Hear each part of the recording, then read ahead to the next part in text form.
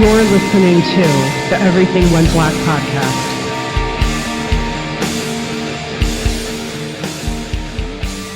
Welcome to this week's episode of the Everything Went Black podcast. Eugene S. Robinson returns to us this week. We have a great conversation. Eugene, of course, is the singer and frontman for Bunuel, an excellent band who released an excellent record back in 2024. If you're a fan of Everything Went Black, undoubtedly you're listening to the other horsemen of the podcasting apocalypse shows. If not, do yourself a favor and check all of them out. Kicking everything off every other Monday, we've got Brandon Legion's Horror Wolf 666. Up next on Tuesdays, we've got Jackie Smith's Into the Necrosphere. Wednesday, of course, is Everything Went Black, as well as Iblis Manifestations. Thursday is Necro Thursday, where we have the Necromaniacs Horror Podcast, as well as Day 1 of Soul Knox, brought to you by Carl Hycara. Friday, Spitball Media comes at you for an irreverent pop culture show. Saturday is a day off, but Sunday, Carl Hycara returns with Day 2 of Soul Knox. Carl and I are working on our Darkness Weaves collaboration, and we can see the end of this whole project coming in the horizon. We've got the final work of Carl Edward Wagner, and we've been covering Wagner's material for the last couple of years, and was the whole point of this collaboration. We've completed all the Kane stories and novels, and now we're moving on to some of Wagner's pastiche fantasy of Robert E. Howard's brutal character Conan the Barbarian and Bran Mak Morn. Thank you all for listening. Much appreciated. This is largely a labor of love. However, there are expenses associated with this venture. So if you want to support the show, in addition to liking us on social media and sharing with your friends, you can join the Everything Went Black Patreon. For as little as $1 a month, you get access to bonus content. For $5 a month, you get bonus content plus early access to the shows. And for $25 a month, you can become a sponsor. It's been a while, Eugene. Great to have you back. Thanks, Mike. Thanks for having me. So you're just on your way back from jiu-jitsu. Let me ask you a question. I was wondering, how is it training in Europe compared to the States? Are there any major differences? Not that the place there are a couple of places here. I moved here, the place I moved in Spain, that's the first thing I did. I typed in, BJJ academies, and there are many, and I went by a couple, and it seemed nice, kind of janky, and then Highwell Teague from Flow Grappling sent me just out of the blue, heard I was moving, sent me, said, if you're going to be there, you got to train at this place called Scramble Academy. And sure enough, it ends up being down the street from my kid's school. So that's where I'm training. Initially, I was exhausted training here because everybody was so polite. And and I came from a pirate ship of a gym where, most gyms say, leave your ego outside. No, we'd be like, bring your ego in so we can stick things up its butt. It was completely out of control. So the first month of training here, I was exhausted from just having to be nice. And then the guy who runs the place is actually, I thought he was Spanish, he's Finnish. And he was like, let me know. He's like, yeah, man, every time I get somebody here who's, from Brazil, I always have problems. So they were like sensitive and a little standoffish, but bit by bit, they got to know me. And now I'm back to insulting people and clowning them through the entire rolls, even if I happen to be losing, which it should be noted. It's like any place else, man. This is an international, I don't want to say fraternity, because one thing that's different here is that there are plenty of women who train here and actually are very serious about it. So that much is cool. But it's like anything else, Maybe the warm up is a little bit different. Maybe the gym is a little cheaper and a little larger, but there are no major. And this is a hub. So today, a bunch of people from Norway. There's a guy from Dubai. So I guess High Teague knows what everybody knows. Like if you're gonna come here, you got to come to this place. So it's a good place for me to be. That's awesome, man. In the States, in the last 10 years, in a variety of different, either jiu-jitsu or MMA or even, well, not so much in Muay Thai, but like there's been this rise of like this kind of right-wing sentiments in the gym, and that's kind of what I was getting at. Is there any of that vibe over in Europe? Yeah, no. I mean, the craziest guy that I've met here has been, of course, a British expat. Okay. He's all over Brexit, and he's a big Trump guy, but he's clearly insane. And I've had a penchant for really liking insane people. So he and I, we don't agree politically, but we're friends. I mean, his story is about he grew up in a culture where cops don't have guns. So he's like got a number of different I was fighting a cop stories. So, and like shit that like in America, he's like, yeah, the guy stopped me for, speeding. I said, yeah, it's because I have an $80,000 automobile. That's why you're pissed off. And the guy takes out his, retractable baton. He fucking yanks it from the guy, beats the cop with it. I mean, yeah, if he wants to, inadvisedly think that Trump is doing a good job, I understand for him. It comes from, his craziness. So, but no, there are places, I mean, in what you're referencing is that this kind of rightward sweep, the UFC has taken people there. And even, a known associate of mine, Jake Shields, MMA fighter, former UFC fighter, has been aggressively anti-Semitic in some of his posts, up to, full Holocaust denial, hanging out with Nick Fuentes and so on. He was invited to teach a seminar at one of these like whites only fucking gyms. And he said it, he put a post up and said, anybody want to come with me? And it was, I don't know whether he was serious about going or what, but I had to, in that moment, remind him that at one point he had black friends. So I said, hey, can I go with you? And he didn't touch it. He didn't touch it. He didn't say anything. It's like, I guess one thing is okay for this, for the stage and for the people's, for the cheap seat. But, I mean, we've known each other for 20 years now, right? He knows way too much about me, and I know way too much about him for us to be getting into public fights about anything. But, I just wanted to point out, if these guys are not going to have people you call friends, what good are they as friends? Is it money? What is it? But I've never asked him about his anti-Semitism because it's pointless. It's pointless to talk about. One of the things I observed is like going back maybe like 15 years ago, maybe touring in Europe and talking to people that in different bands and at the shows and whatever, and having conversations and talking about martial arts and training and MMA. And the vibe, like in Europe back 15 years ago, 20 years ago, anti-fascist was like a different type of thing than it is right now. Like they actually had real uprisings of fascism and conflicts with Yep. fascists and anti-fascists, right, in Europe. Yep. In the States, it's more of a relatively new sort of thing that's going on right now, with having an overtly fascist government in place Yep. here and people embracing the idea of being an anti-fascist and then the right sort of, framing that up as like this weird terrorist movement and all that. And that's like kind of the difference. It's like I remember right around the beginning of the Trump era, or maybe the tail end of the Trump era. I was at this gym out here in Jersey that I was training at, and it was an MMA gym, and I'm like talking all this shit about Donald Trump and everything, and I was just like, like, yeah, you guys understand what I'm saying, right? And they're like, no. I was Oh man. like, Yeah.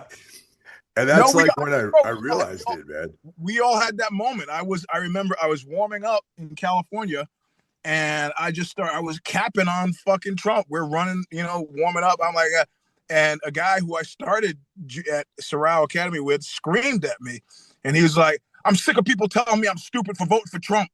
I was like, "Whoa!" And then I realized I was in the minority in more ways than just for race. But whatever. I mean, these are friends of mine, and we have learned to, jujitsu is a sport of trust. So we've learned to agreeably disagree, before we're going to trust each other with our lives. And I found it to be incredibly useful in actual fact, because I'm not getting my MAGA shit from people who don't have skin in the game. These guys, they're not getting their news from even news sources anymore. They're going to like, what is that, Raw Politics or Reddit, or, I mean, it helps to know what the opposition is thinking, and at this point, all I want was a little bit of sunlight, just a little bit of sunlight between all the craziness and them. And I finally got it a few months ago where they wrote me and they said, I knew you'd want to know this, so I'm going to tell you. But I think his take on his being the presidential maniac, his take on Rob Reiner is fucked up, and I wish he hadn't done it, and he should apologize. And I was like, I'll take it. I'll take it. I find that so interesting that was, that was the point where people broke over a celebrity's, death. And I mean, that was a terrible story, but they seem to be okay with abducting brown people on the streets and, and shooting innocent people and all this other stuff, Well, the thing is, what's weird about it is that I haven't known, and you could let me know whether to a person, I can't think of any single MAGA associate of mine that hasn't had early life trauma. Like serious, the guy who was screaming at me, his mother used to date some Hell's Angels. He beat her up and they passed out at the kitchen table with hypodermics in their arms because they were shooting up junk. I mean, I didn't grow up like that. So I think as part of having an upbringing like that, what they like is super controlled environments, and fascism very much offers that. Your parameters are clearly defined. None of this. The other guy I know is like same thing. Hippie parents, like, hey man, here's $5. Get your brother from Oakland. At 5 years old, guy's on public transport, trying to get his brother from Oakland on public transport. I mean, shit that if you're a parent now, you just go, what lunatic does this? So, and I go down the list, up to and including George W. Bush's Undersecretary of Defense. It was a right-wing lunatic, but also a friend of mine from college, Michael Duran. And same with him, early life trauma. It wasn't really massive, but it was enough to frame his entire outlook and his entire life. So the amount of sympathy I have for those guys, now take somebody like Gavin McInnes. He's the one kind of MAGA adjacent guy who I know who breaks that mold, but he comes from fucking money. He's been management his whole life, so but my ex-wife, management came from a ranching family, very much has a management orientation, but not at all. And her brothers are all kind of MAGA, but she no, not at all. So Gavin McInnes has been conspicuously silent throughout all of this. Yeah, man. Yeah, it's I mean, at this point now, I think the attitude and bearing of us on the other side should just be at this point it's a self-correcting problem. I don't need to dance on your grave. I don't need to say I told you so. Because Trump was never lying to me, because I never believed him. He was lying to them, and in their sorrow, I think we should be a little bit, and I'm not going to say when they go low, we go high. They certainly deserve all of the fucking ridicule that could be heaped on them, but I'm not going to be the one to do that, because it's a fucking tragedy from top to bottom anyway. So. Yeah. So when you first moved over to Europe, to Spain, you, it was during the Trump era, right? During the second admin here? Yeah, I started building a house here about 4 years ago. So that would have been, I don't know, maybe Biden was the president then, right? 4 years ago, it would have been. So the plan, and what Trump had nothing to do with it. Okay. I'm a native New Yorker. I've hated that guy since the 70s when we couldn't get apartments in his buildings. And so that wasn't the thing. What was the thing is I kept meeting guys from like New York hardcore, or guys I knew from music, and like Dave used to be in Unsane walks up to me outside in a club in Bologna. What are you doing here? Because I live here, man. You left New York? Yeah. I go, why? Can't get old in America. And Oh, so, okay. Yeah. and I kept meeting guys like that. Vincent Signorelli, another guy. Met some guys in France. They go, yeah, fuck it, man. All I have to do is speak the language here. And so I sat down with a calculator and and I figured out, I'm paying. Okay, I don't want to get into the nuts and bolts of it, but people have to know I'm not bullshitting. Okay, you have a home. I had a home in a low-income neighborhood in California. Have one insurance policy, but insurance companies say, fuck you. You had earthquake problem. We're not going to cover you for earthquake. We're not going to cover you for fire because of the fires in California. And you live in a flood zone, so we're not covering you for flood. So to insure your house, you have to have 4 separate fucking insurance policies. $3,300 a month for health insurance if you're off the clock, you're not getting it through work. Right. That's it. That's just insurance. And so I looked at how much money I had and looked at how old I was and like, nah, bro, I'm not working like a fucking slave until I'm 75. I need a solution, and the solution was to get out. I took the price of the house in a low income neighborhood in which there were May of last year, my youngest kid was diving behind a car to avoid a gunfight on the street, right? This is the house. So I looked at how much I could sell a house for and then took that price and went online to see what I could get other places. And that's how I ended up here in Spain.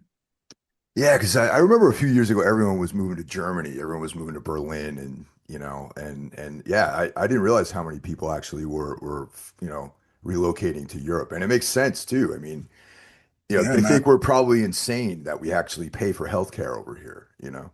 You know what, man? I'm an American, right? So I got health care here. Well, it's free, right? But I don't, as an American, you don't trust free. I'm okay. I'll pay a little bit to get to the front of the fucking line, right?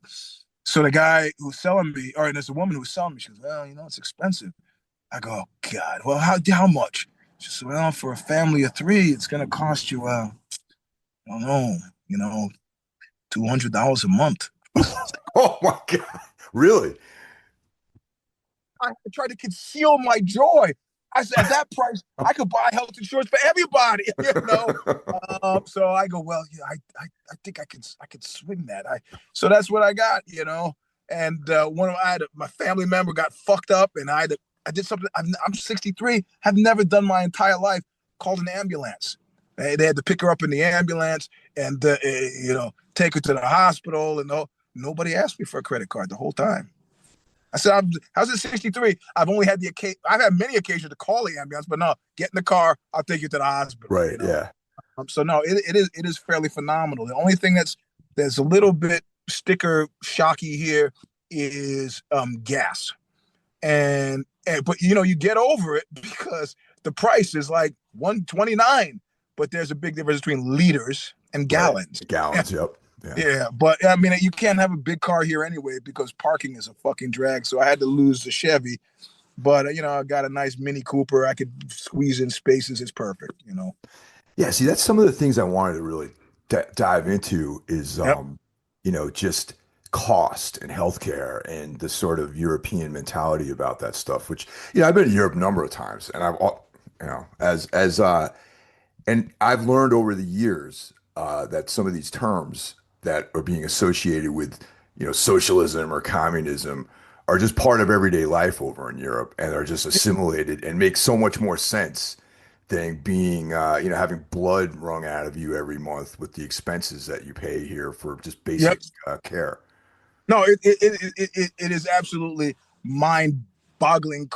It's absolutely fucking crazy. It's crazy. So my nut in California for a self-employed guy, I mean, so we're talking 3,300 for a family of 3. That's for health insurance for all the house, the 4 different supplemental policies for the house, not including car. Yeah, so it's like 6 insurance policies. Man, your monthly nut's like 10 grand a fucking month. I mean, you make do, but people are putting shit on credit cards, and that's not really making do. That's not. And then of course the tax bite is fucking ridiculous as well. So, I mean, over here, like, I've like I said, gas has been Health insurance is cheap. Food is cheap. Rent, like the penthouse, with a gated community penthouse apartment, 900 euros a month. That's And like the with and a pool, these a penthouse with a pool in yeah. Fuengirola, like a really nice neighborhood. Wow. Yeah, and like these days the euro and the dollar are, pretty close as far as At this yeah. point, pretty close. So it's not, yeah, it's no shock. And the thing that might chafe you a little bit I don't know about any place else. I'm in Spain, is your bureaucracy. But like to buy a car, like I have to have an NIE, which is like social security number, but it's not. You got to get that, and then they needed like the deed to the house and my birth certificate. Like, it was kind of weird stuff to ask for. And if you don't have it, they send you away. You come back when you get it. But you know, in America, you can walk. 50 Cent talks famously about walking in with a backpack full of cash, and they give you have a license. Fuck it, got cash. There's your car. Do what you want with it. So that aspect of it. But you got to realize socialism here is what the left used to be in America before they started tacking to the right in order to steal some thunder, and they did that with Clinton. Thunder from this very aggressive right wing propaganda propagated by Fox. So, but I've not been unhappy here. And the most noticeable thing, and this is weird, man. This is like a weird, okay, I did this thing for Scion and went to Marfa, Texas, and this guy Sal, who's a skateboarder but a fashion designer. As we're driving there, we start talking, and some like symposium where they get all these creative people together. And he's like, "Yeah, Eugene, you seem like you care about your health a lot." I go, "Yeah, man." He's like, "Why are you eating that ghetto food?" I was like, man, I like those little Debbie's pecan spin wheel things. I found them at a truck stop in Texas. I was so happy. These things will give you fucking cancer, but I mean, proof they'll give you cancer, but they taste so good. Just get off my back. Yeah, the guy goes, "Yeah, no, it's okay." They're illegal here. They're illegal here. In fact, now that they're going to start opening up Costco's here, there's like 17% of shit they sell at American Costco's that Spain has gone, no, no, no, no, no, no, no.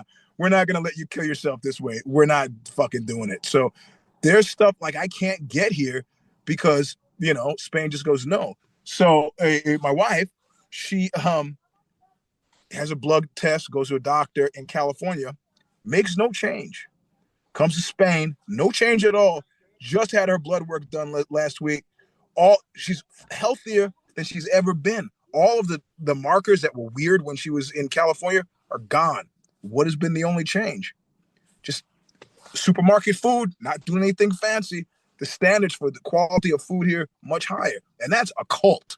Like, there's no way, nothing else has changed except the supermarket she shops at, and all of her health markers are like now through the roof. I mean, fuck it. The system Yeah, is that designed to fuck you. You eat the shitty food, you get sick, you got to get the health insurance. It's like the Ouroboros, man. yeah, that's something I picked up on just in, the times I've been over there. It's like there's no organic label on anything over there. Like, everything is farmed and produced in a way that's like, sustainable and healthy for you and everything. And here in the States, it's like this work so that they can charge you like $3 more for like banana or something like that. You know what I mean? Uh-huh. Yeah, no, it's so interesting, man. Because like, recently I got some blood work done and my cholesterol's high, right? Yeah. And the doctor's like,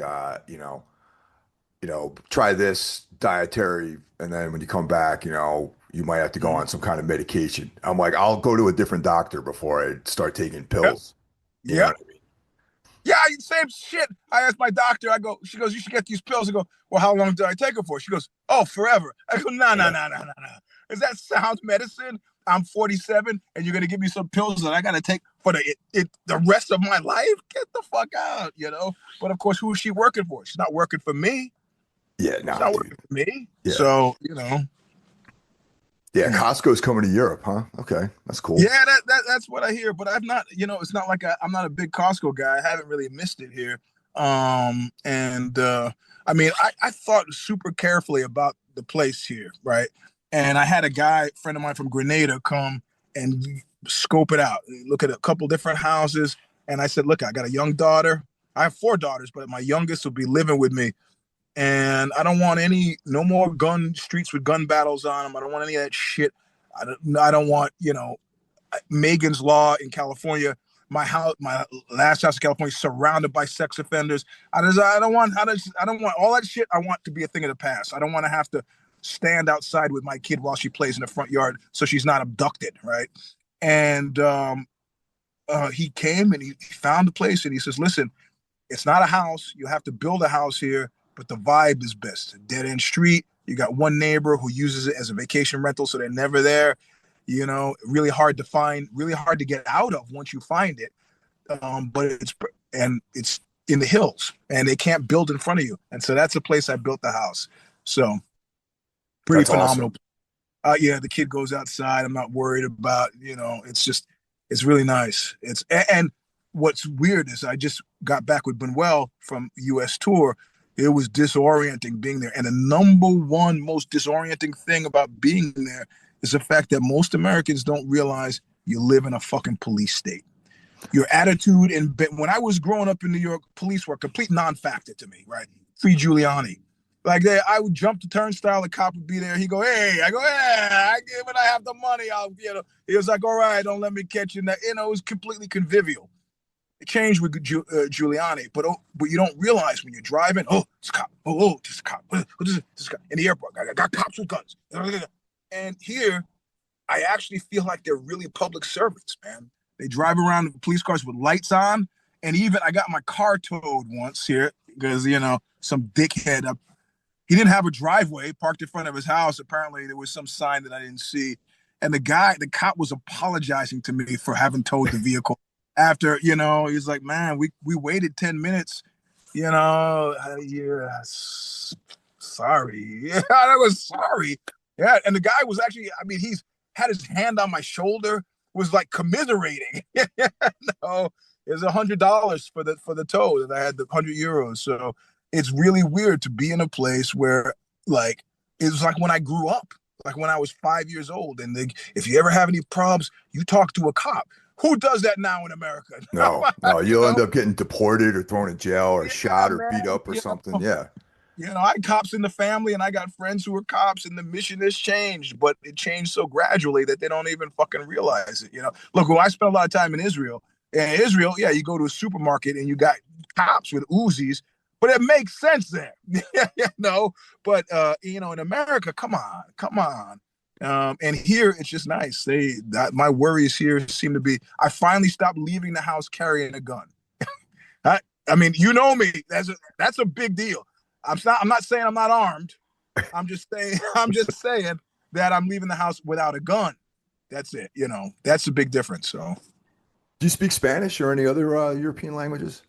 A little bit of German, a little bit of Japanese. Countries that I've fallen in love with, I learned the language. Spanish, I've been studying since I was 5, so I can read it and I can understand it. But I get shy about speaking it. So, fortunately, this is a place where you don't have to be shy about that shit. Where was I yesterday? I was in some store, at the post office, and the woman's chattering away and I'm responding, post office is a bureaucratic nightmare. Like, she wants to send back a package that's sitting on the table addressed to me because it was scheduled to be sent back because I waited 3 weeks to get it, but I'm there standing. I go, you can't, I'm right here, the box is right here. So it's a long line forming after me. I don't give a shit. And I turn around, I'm sort of pissed, and some woman's giving me the stink eye. And I was like, "Qué es tu problema?" I didn't expect I'd be that fluent, but a little bit of anger, does it. It's like, what are you don't fucking give me the mad dog look. It's not my fault, Yeah. So, this time next year, I'm hoping to be fully, conversational Spanish conversant. The problem is the way they teach Spanish is shitty. Like, I don't need to know declensions and past participles and past pluperfects. My kid is trilingual. She doesn't know anything about that stuff. Yeah. So I need conversational Spanish class. So, and I'm already getting it from jujitsu, maybe my tense is not always the greatest or the wrong word, like when do you use despacio versus lentamente, or, here, there's no such thing as jugo. right? They fucking Hugo is weed here. Zumo is what we call juice. So there's small regional differences. But anyway, I feel more confident of learning Spanish, fluent Spanish here than I would German in Germany because Germans and French, they're kind of fucking shitty about that. Like I remember when Yeah. Oh yeah. when I was speaking German, I stopped some woman on the street, asked for directions, so proud of myself. She just looked at me like and answered in English. I was like, all right, okay, great. So you Yeah. did an exchange program. I got it. Fuck you. That's why we bombed you people. Dude. Yeah, that's definitely a flex that they pull on you, man. Because like I speak if I'm in Europe for like I say it, if I'm in traveling in like maybe Belgium and France for like a few days, I spoke French like back in my schoolboy days. I was very active. I was part of the French club and everything, and Yep. so I was pretty conversational with French like years ago. So it comes back but yeah, you slip up just a little bit. Like I was in a Starbucks in Paris one time, and I was like trying to show my friends here that I know how to speak the language, and like immediately, like they picked up on the accent, and then the lady behind the counter just flipped it into English, and I was like, okay, yeah, I'm on Well, pop. at least she did that, man, instead of clowning. Like that one time, the guy waiter says, I my little bit of French. I go, where's that menu? And, and the guy goes, he just waved it off, and he was like, "Would you like a hamburger?"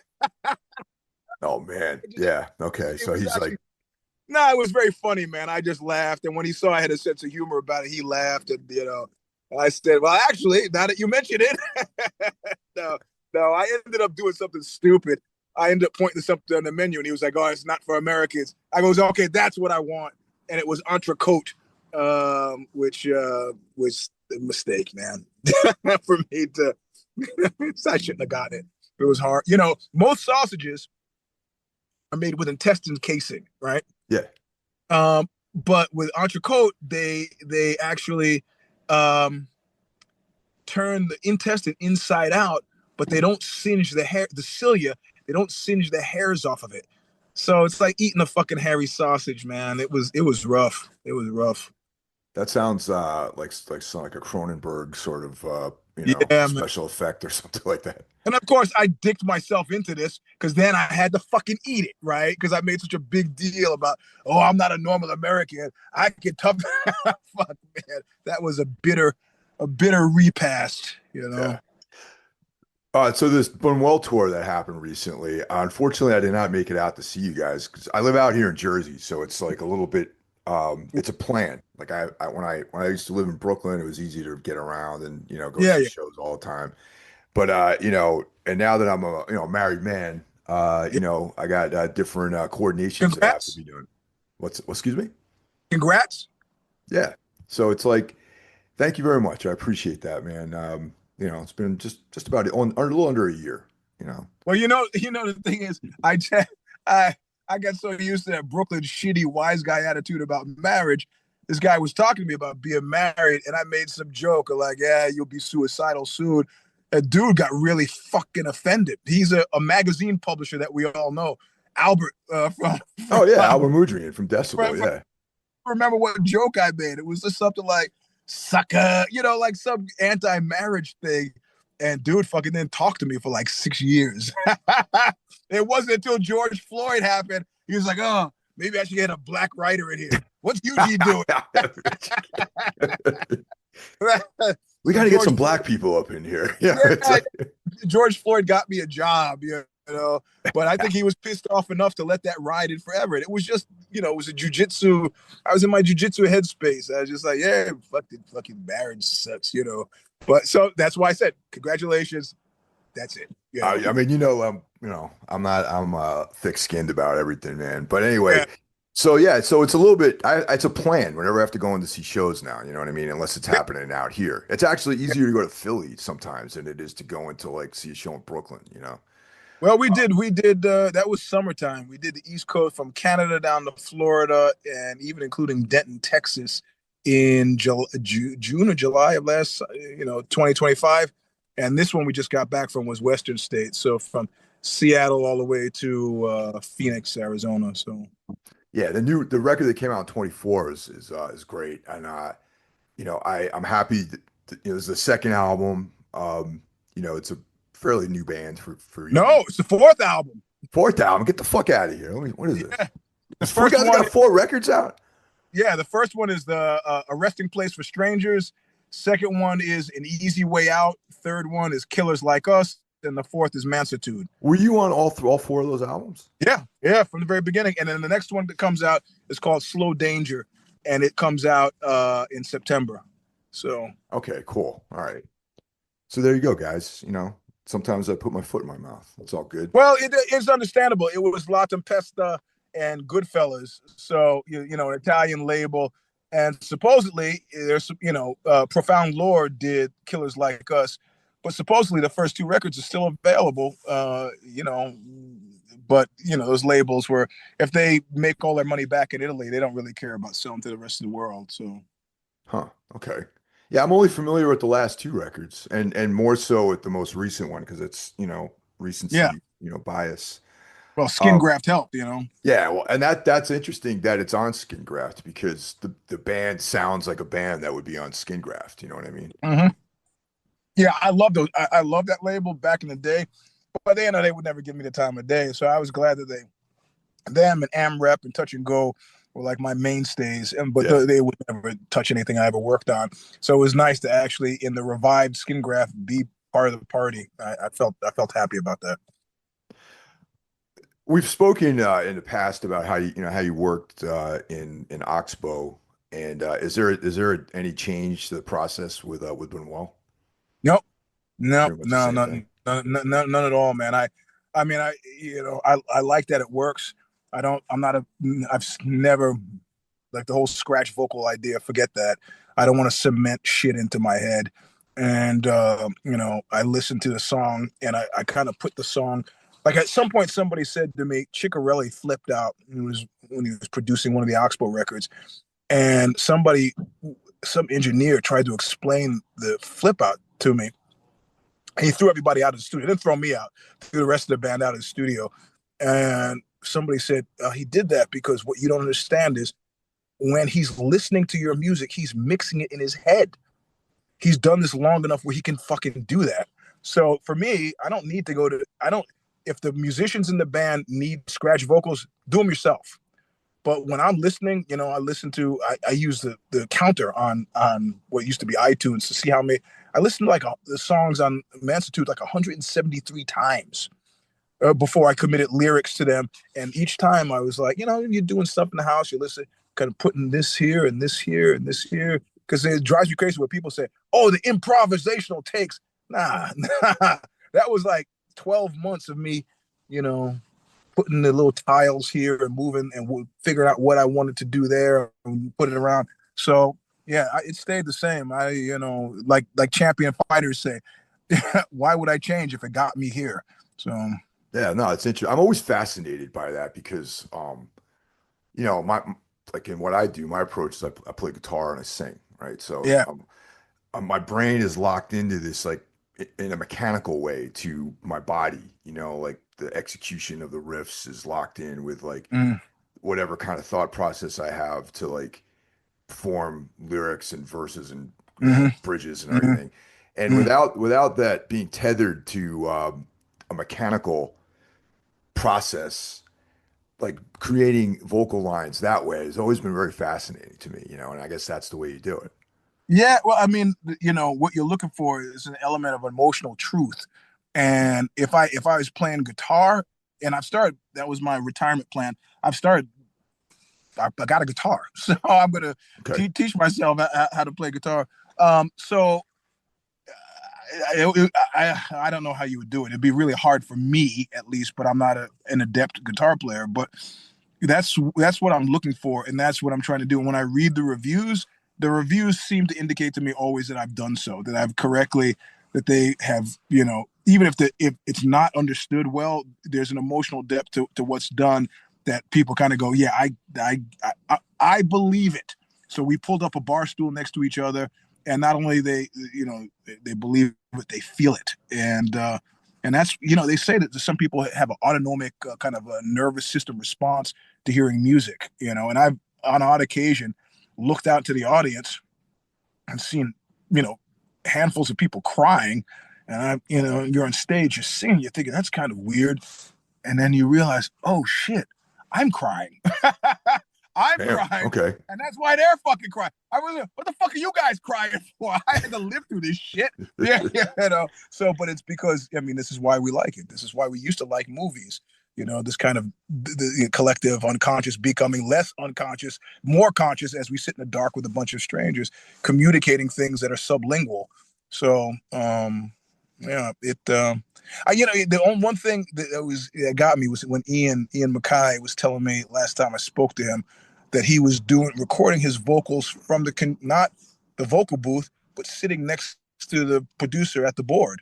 And I go, "Ah, no, that would make it hard for me to concentrate." He goes, "Well, that's how you do it live, right? With people around." And I was like, "Well, I'm glad it's working for him. It's not so much working for me.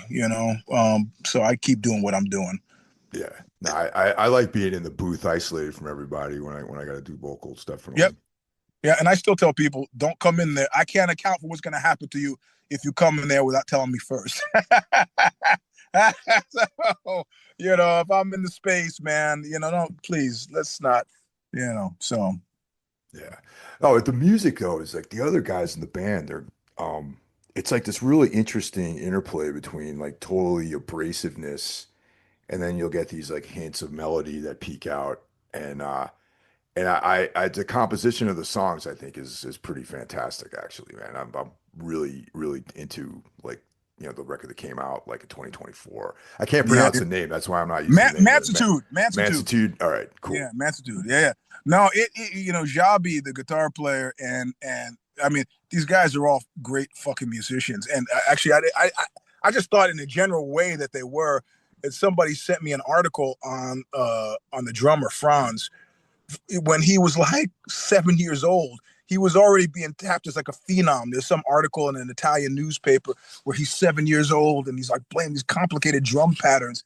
I was like, shit, man. And the only thing I was noted for at 7 years old was fighting, and not very well either. So, yeah, and what you mentioned when you mentioned melody and harmony, that it's so present in the songs. Like these sound like pop songs to me. Yeah, But at like times for sure. mean pop songs, and it feels like the kind of music that was made immediately post the Summer of Love.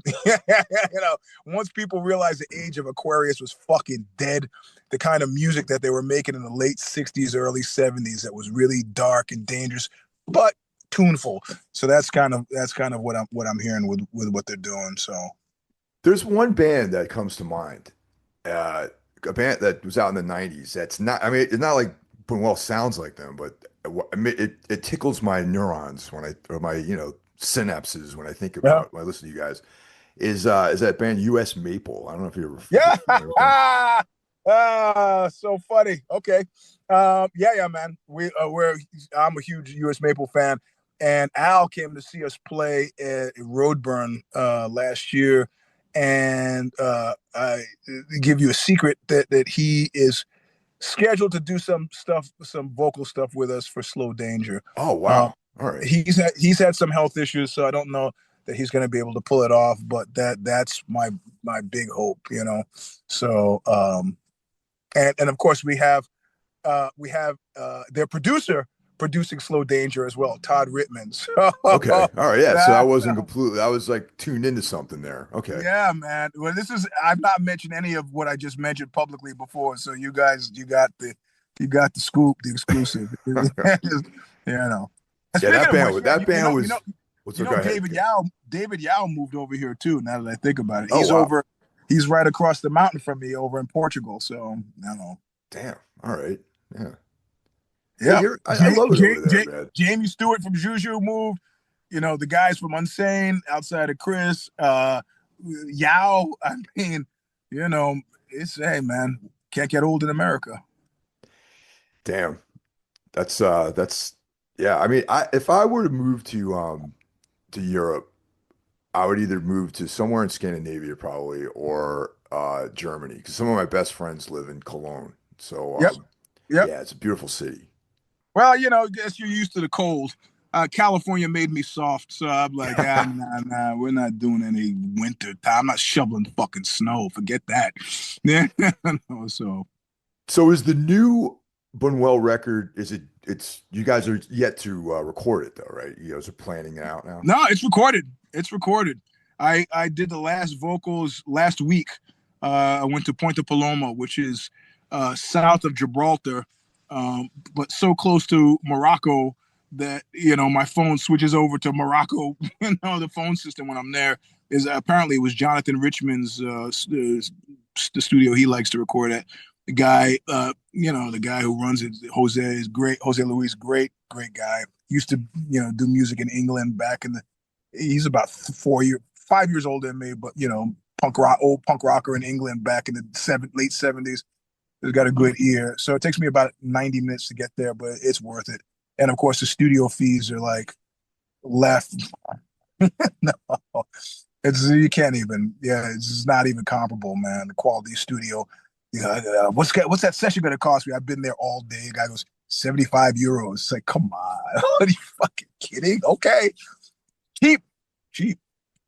Yeah, just it's funny going over there. I remember the very first time I went to Europe on tour, just like after playing in the United States for my whole life and Yep. playing some of these places that with like the worst sound systems and the worst vibes and that kind of thing. Mm-hmm. You go over to Europe and like you're this tiny band, but you're playing on like these incredible sound systems and like Yeah, professional man. people are dealing with you, man. It's pretty cool. Yeah, the one thing that was a little bit different and again, if I hadn't been playing with a band of Italians, well, one French guy, I wouldn't have gotten the sense. But this last tour that we did of the Western states, we didn't bring a sound guy, and through their eyes, what they see, their eyes and ears, they were like the quality of just off the rack sound guys at the clubs. He said was heads and shoulders above what they were used to in Europe. They're like, yeah, we have to in Europe. We have to bring a sound guy because we can't trust it. There in America, we didn't bring a sound guy, and the sound was great every fucking night. And I was like, all right, good, score one for America then, But in terms of everything else, hospitality, hotels, room, no. It's still pretty nice over here. I just this week had this idea. I should start bringing shows to southern Spain Huh. because there's nobody that come. Sting came to Fuengirola, which is right close to where I am, but nobody else is coming through here, right? You can come do Madrid, maybe Barcelona, and then you're gone. And I know a few guys from bands here. That's like the venues are super fucking cheap, you know. I'm looking into this idea of like maybe starting to bring some shows through here, and it would benefit me to be able to play here with Bunuel. But we'll see. We'll see what happens. No, it's killer, man. Yeah, it's. So just for the listeners, where are the different portals and channels so they can get to you as far as like finding out about information, for the band and for your own stuff and your Substack and all that kind of stuff. The Substack is Look What You Made Me Do. Well before fucking Taylor Swift co-opted my title. That's the Substack. Eugene S. Robinson on Facebook. Instagram is Mr. Sleep and the number 3 after it, and that should cover you. If you can't find out stuff there, you haven't been paying attention. I mean, it cracks me up. People are always like, "Where are you now?" I was like, "Man, you've been paying attention." I mean, I'm putting this shit out there, even with the death threats I've been getting. I'm putting the shit out there. So what kind of death threats have you been getting? Just.